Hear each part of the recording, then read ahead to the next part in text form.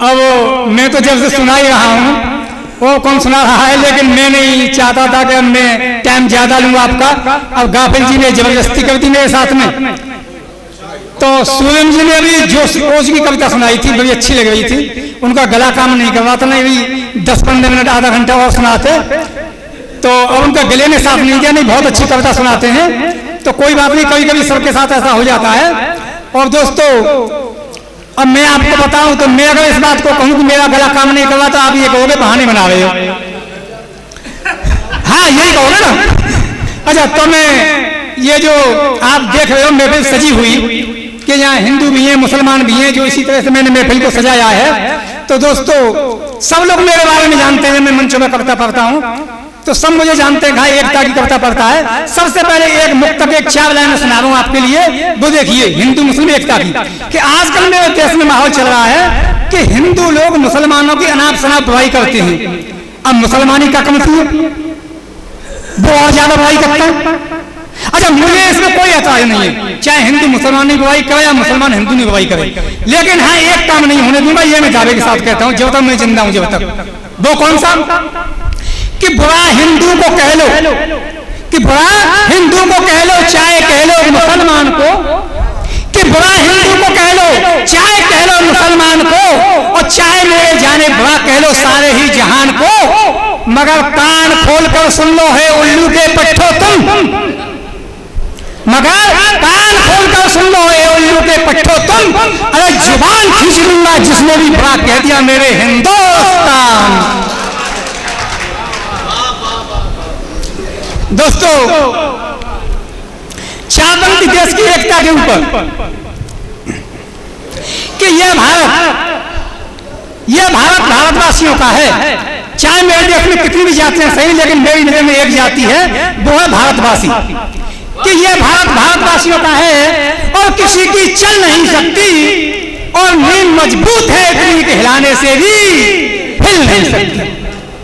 कि ये भारत भारतवासियों का है और किसी की चल नहीं सकती, और नींव मजबूत है इतनी कि हिलाने से भी हिल नहीं सकती। और है पानी इस कदर खारा हमारे वतन का है दोस्तों, कि दाल दुश्मन किसी की भी यहाँ पर गल नहीं सकती, दाल दुश्मन किसी की भी यहाँ पर गल नहीं सकती।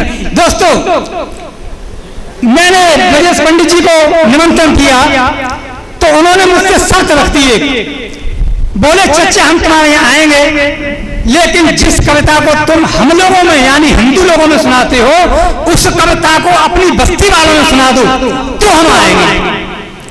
अच्छा, मुझे चैलेंज स्वीकार करने की आदत है, बड़ा आनंद आता है। मैंने कहा पंडित जी आप आइए और मैं उसी कविता को सुनाऊं।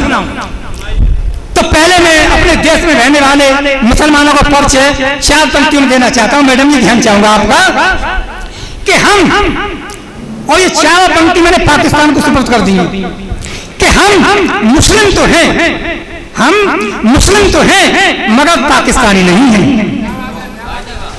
हम मुस्लिम तो हैं मगर पाकिस्तानी नहीं हैं, और पाक का कोई भी बंदा हमारी शान ही नहीं है। और टकराए हमसे आके जो मैदान जंग में, हे पाक के अंदर वो पानी नहीं है, हे पाक के अंदर वो पानी नहीं है। अब दोस्तों, 4 पंक्तियों देखिएगा, ये पंडित जी ने कहा था मुझसे, तो मैंने स्वीकार किया और सुनाना चाहता हूं।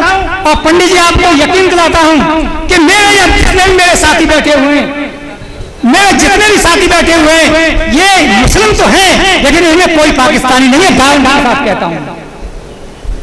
तो 4 पंक्ति देखिएगा, ये पाकिस्तान के लिए लिखी है मैंने चैलेंज देते हुए कि मिलाई नजर जो तूने, कि मिलाई नजर जो हमसे, तो होश तेरे भुला देंगे। मैडम सुनिएगा, पाकिस्तान के लिए कि मिलाई नजर जो हमसे, तो होश तेरे भुला देंगे, और हे पाक तेरे नापाक इरादों को मिट्टी में मिला।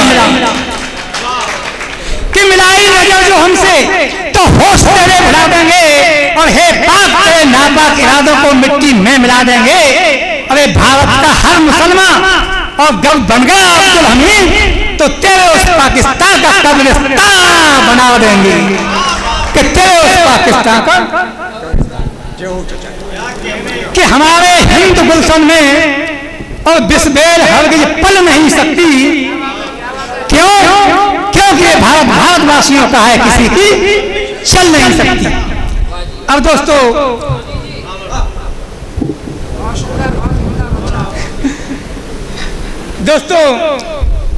आज ये जो कार्यक्रम की सफलता आप देख रहे हो, ये मेरा छोटा भाई है। और जब मैं कभी अपने भाइयों से कहता हूँ, ये आमिन भाई बैठे हुए हैं, बबलू भाई असल में, एक भाई में मामू का लड़का पीछे बैठा हुआ गुलाबी शर्ट में, जब कभी मैं कहता हूँ कब सम्मेलन कराऊंगा, तो ये दिल खोल कर कह देते हैं कि चचा जी जितनी जरूरत हो पैसा हम लगाएंगे और प्रोग्राम आप कराओ। तो इन लोगों की मेहरबानी है जो आज आपके सामने ये अच्छा प्रोग्राम हो रहा है। तो सुनिएगा दोस्तों, 4 पंक्ति और देखिएगा, ये भी पाकिस्तान के लिए। हाँ, जब भाई मैं सुनाता हूं तो ओज किसे कहते हैं सुनिएगा ध्यान से, कि विश्वास कर तुझको नहीं। सिर्फ पाकिस्तान कहता होगा कि ये तो बकने की बात है, तो फिर मैं यकीन दिलाता हूं कि विश्वास कर तुझको नहीं तो आजमा कर देख ले।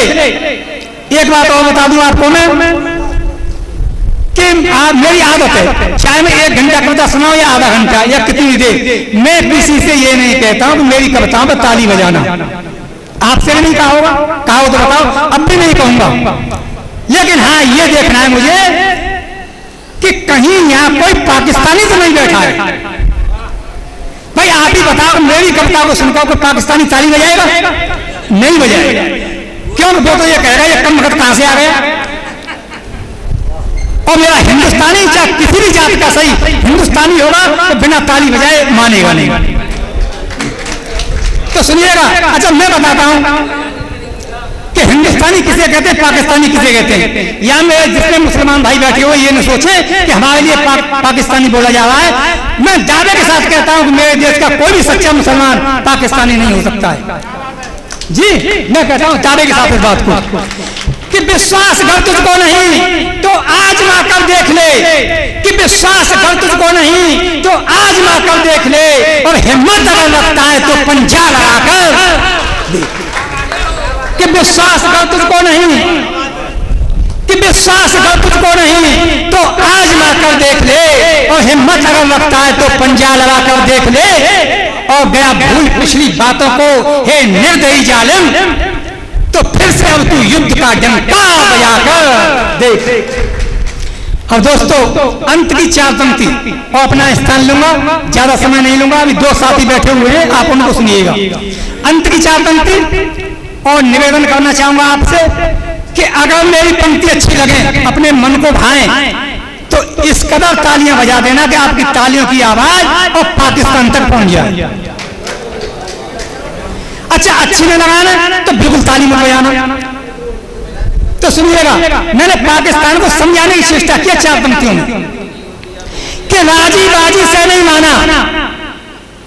चेतना जी, पाकिस्तान के लिए 4 पंक्ति अंत की सुनिए कि राजी बाजी से नहीं माना तो कर तुझे मिसमार देंगे हम। कि राजी बाजी से नहीं माना तो कर तुझे मिसमार देंगे हम, और तेरे एक एक सैनिक को पकड़कर बीच में से फाड़ देंगे। कि राजी बाजी से नहीं माना तो कर तुझे मिसमार देंगे हम, और तेरे एक एक सैनिक को पकड़कर बीच में से फाड़ देंगे हम। और युद्ध हुआ अगर अब की बात तो कान खोल कर सुन ले तू कि तेरी लाहौर में जाकर तिरंगा फाड़ देंगे। कि बाप चचा की भोले से कबीरी और भूल नहीं सकती। क्यों? क्योंकि ये भारतवासियों का है, किसी की चल नहीं सकती, और नींद मजबूत है इतनी कि हिलाने से भी हिल नहीं सकती, और है पानी इस कदर खारा हमारे वतन का है दोस्तों कि दाल दुश्मन किसी की भी यहाँ पर गल नहीं। तो दोस्तों अब मैं